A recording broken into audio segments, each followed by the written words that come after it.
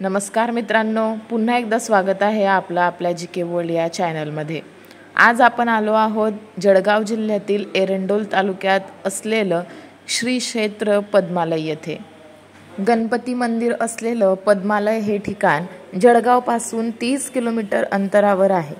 पद्मालय हा शब्द पदम आणि आलय या दोन शब्दांनी मिळून बनलेला आहे.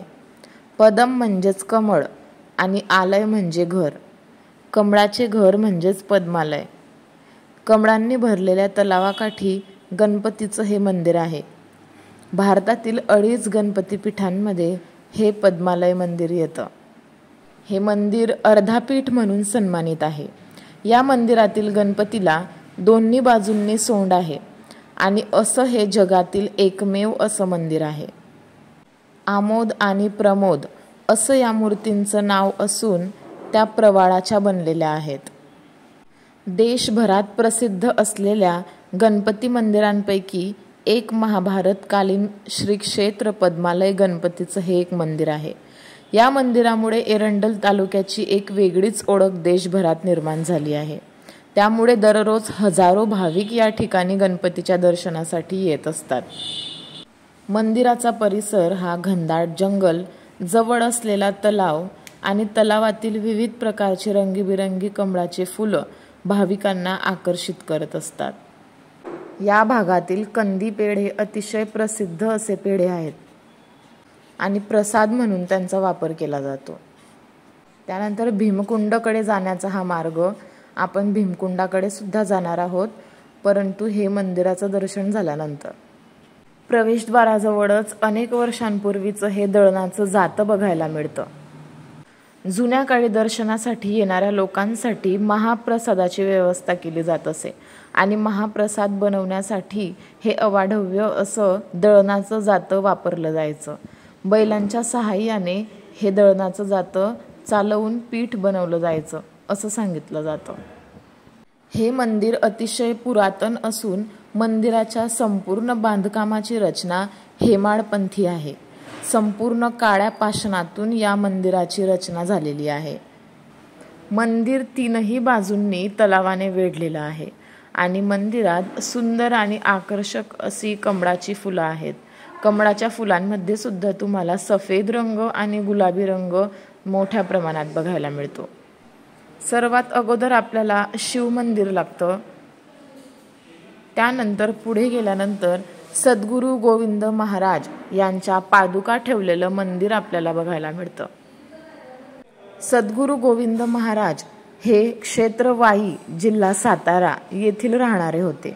लहानपणापासून बुद्धिमान व पारमार्थिक वृत्तीचे होते.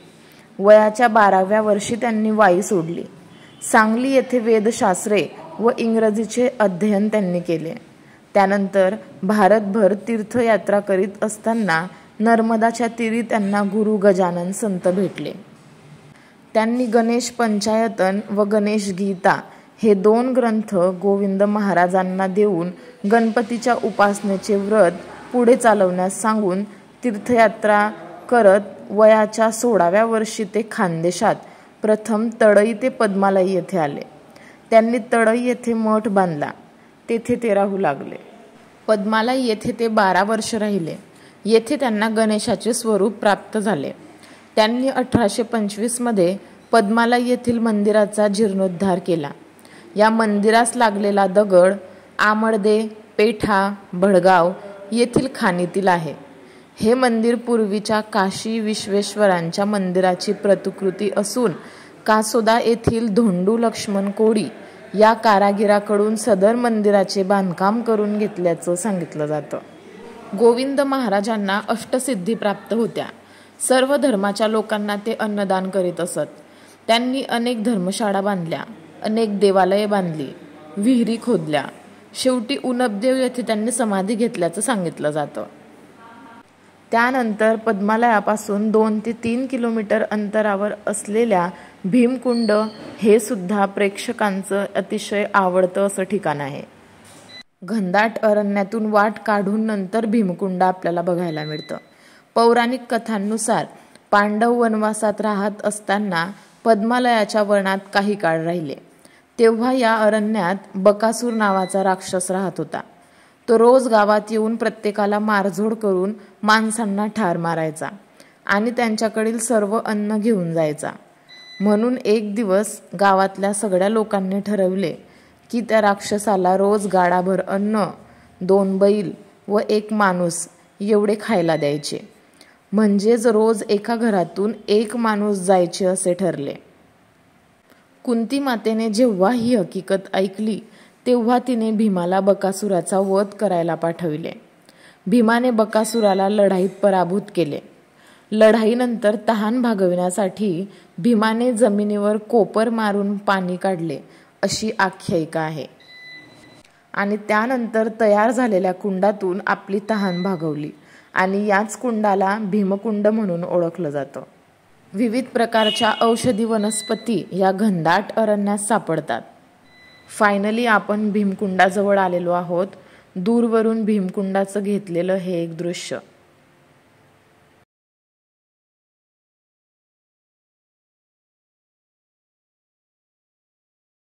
पावसाळ्याच्या काळात हा कुंड भरून असा वाहत असताना बघायचा असेल तर पावसाळ्यातच या, असं एक तुमच्यासाठी सल्ला.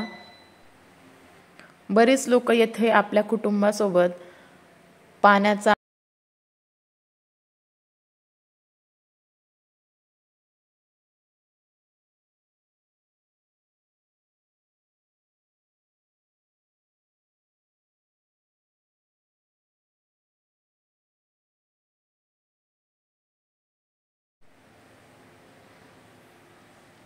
येथे मुलं आंघोळ करत आहेत.